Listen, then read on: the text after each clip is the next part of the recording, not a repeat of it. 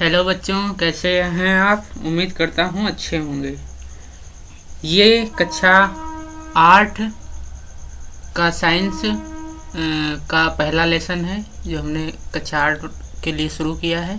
इसमें जो है पहला लेसन है विज्ञान एवं तकनीकी के क्षेत्र में नवीनतम प्रगति।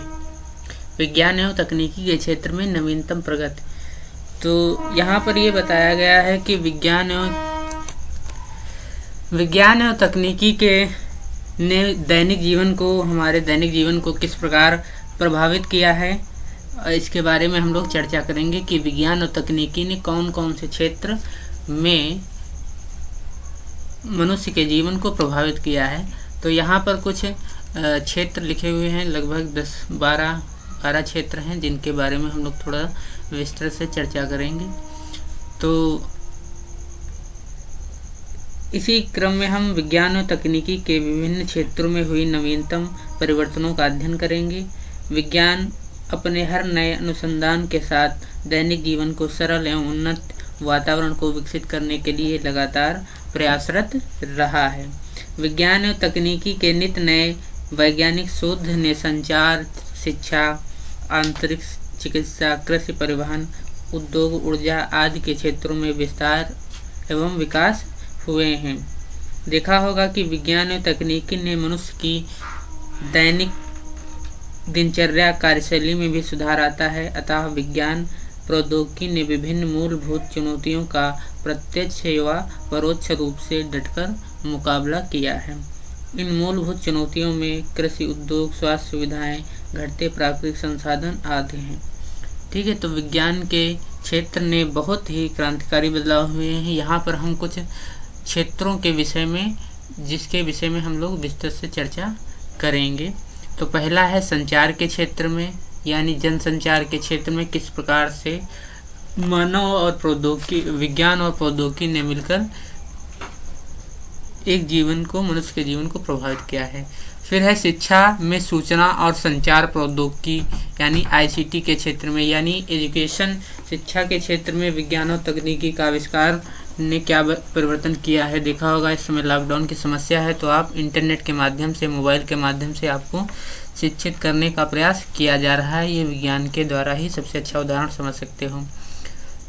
फिर जो है अंतरिक्ष प्रौद्योगिकी के क्षेत्र में, अंतरिक्ष और प्रौद्योगिकी के क्षेत्र में, यानी देखा होगा कि जो हमारे यहाँ की अंतरिक्ष एजेंसी है इसरो, उसके द्वारा अनेक उपग्रह प्रक्षेपित किए जाते हैं जो सैटेलाइट के माध्यम से मोबाइल नेटवर्क है या इंटरनेट प्रदान किया जा रहा है। चौथा है रक्षा एवं प्रतिरक्षा के क्षेत्र में, यानी डिफेंस। देखा होगा हमारे सैनिकों के पास अत्याधुनिक मिसाइलें होती हैं, अत्याधुनिक मशीनें होती हैं, अत्याधुनिक टैंक होते हैं जिनकी सहायता से वो लोग हमारे देश की रक्षा करते हैं। नंबर 5 है चिकित्सा के क्षेत्र में। चिकित्सा के क्षेत्र में क्या परिवर्तन हुआ है, कृषि के क्षेत्र में क्या परिवर्तन हुआ है। ठीक है, फिर जो है परिवहन के क्षेत्र में भी क्रांतिकारी बदलाव हुआ है। परिवहन के क्षेत्र में आप समझ सकते हो बैलगाड़ी से लेकर आज हमारे पास वायुयान तक उपलब्ध है। ठीक है, नंबर 8 है विनिर्माण के क्षेत्र में या मैन्युफैक्चरिंग, या देखा होगा कि औद्योगिक इकाइयां हमारे देश में नित्य प्रतिदिन लगाई जा रही हैं या लग भी रही हैं, अनेक क्षेत्रों में लगी हैं, जिनके द्वारा भी विज्ञान का बहुत बड़ा रोल है। फिर है उद्योग के क्षेत्र में, जैसा कि आप सब जानते हैं, देखा होगा पहले लोग चरखा से वस्त्रों को बनाते थे, धागे को बनाते, आजकल ये सब मशीनों के द्वारा हो रहा है। फिर है ऊर्जा के क्षेत्र में क्या क्या बदलाव हुए हैं। पहले हमारे पास ऊर्जा के पुराने संसाधन थे जैसे कोयला, मिट्टी का तेल, पेट्रोल, लेकिन आज हमारे पास LPG है, हाइड्रोजन गैस है और नवीकरणीय ऊर्जा के भी स्रोत हैं जैसे सौर ऊर्जा है, पवन ऊर्जा है, जल ऊर्जा है, आज सब के बारे में हम लोग आगे विस्तार से चर्चा करेंगे। व्यापार एवं वाणिज्य के क्षेत्र में भी क्रांतिकारी बदलाव हुआ है। अब देखा होगा कि ई-कॉमर्स कंपनियां आ गई हैं जो ऑनलाइन यानी घर बैठे आप शॉपिंग कर सकते हो। तो ये वाणिज्य और व्यापार के क्षेत्र में भी बहुत क्रांतिकारी बदलाव हुए हैं। और 12वां हमारा पॉइंट है ई-गवर्नेंस के क्षेत्र में। ठीक है, तो यहाँ पर लगभग 12 पॉइंट हैं जिन पर हम लोग आगे विस्तृत से चर्चा करेंगे। ठीक है, तो पहला है हमारा जनसंचार के क्षेत्र में। जनसंचार के क्षेत्र में क्या क्या बदलाव हुए हैं इसके माध्यम से हम समझेंगे।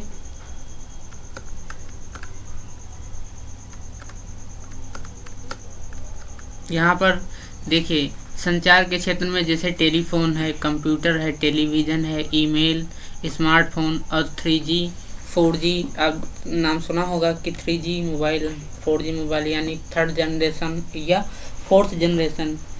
तो देखा होगा संचार मानव की प्रगति के लिए अति महत्वपूर्ण है। संचार के क्षेत्र में टेलीफोन, टेलीविज़न, कंप्यूटर, इलेक्ट्रॉनिक डाक सेवा यानी जिसको हम कहते हैं ईमेल यानी इलेक्ट्रॉनिक मेल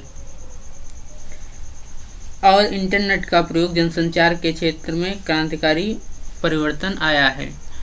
कंप्यूटर के आविष्कार के बाद संचार के क्षेत्र में नित नए आयाम स्थापित किए जा रहे हैं। सूचना तकनीकी का प्रयोग भारतीय डाक विभाग ने 2001 में नवीन डाक सेवा प्रारंभ की, जिसे ई पोस्ट कहा गया, और इसके द्वारा ही जानते हो कि बहुत से क्रांतिकारी बदलाव हुए हैं। आज हर काम कंप्यूटर की सहायता से किया जा रहा है।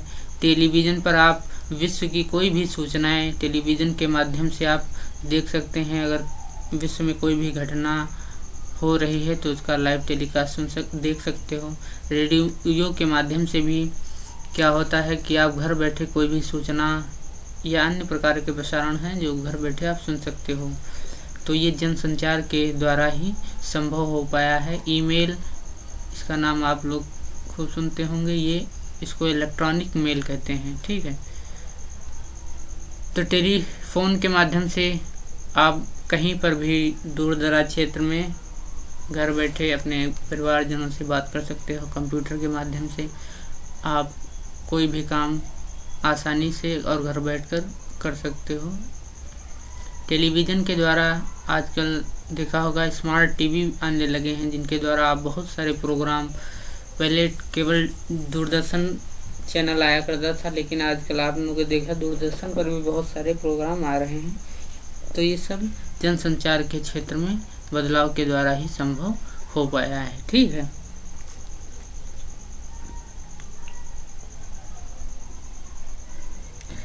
थ्री जी एवं 4G प्रौद्योगिकी द्वारा broadband, wireless internet, data, video, TV इत्यादि अब मोबाइल फ़ोन पर आसानी से उपलब्ध हैं और बिना किसी बाधा के आप वीडियो क्लिप या मनोरंजन का आदान प्रदान संभव हो गया है।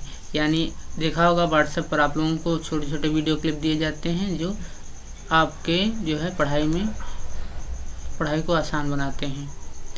ठीक है, तो ये पहला हमारा जनसंचार का क्षेत्र हो गया। दूसरा है शिक्षा में सूचना और प्रौद्योगिकी के क्षेत्र में क्या जो है विज्ञान ने क्या बदलाव किए हैं।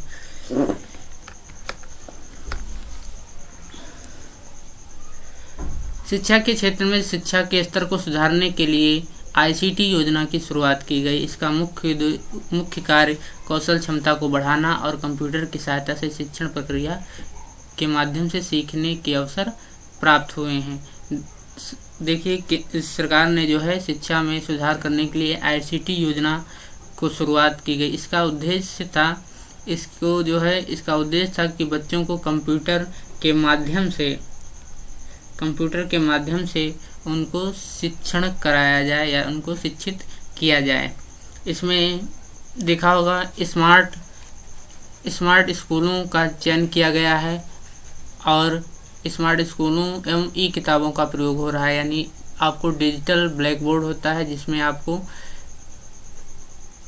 ऑनलाइन यानी किताब यानी कंटेंट आपको उपलब्ध कराया जाता है, जिसमें आपको बैग में किताबों को ले जाने की आवश्यकता नहीं होती है। इसका जो ICT योजना की शुरुआत की गई, इसका उद्देश्य ये भी है कि बच्चों को विषय के प्रति भय को दूर करना, यानी बच्चों को खेल कूद के माध्यम से या मनोरंजन तरीके से उनको विषय के बारे में बताया जाए और विषय के प्रति जो उनके मन में भय है उसको दूर किया जाए। यानी उनको खुशनुमा वातावरण प्रदान किया जाए ताकि बच्चे के सीखने के अवसर अधिक से अधिक प्रदान किए जाएं।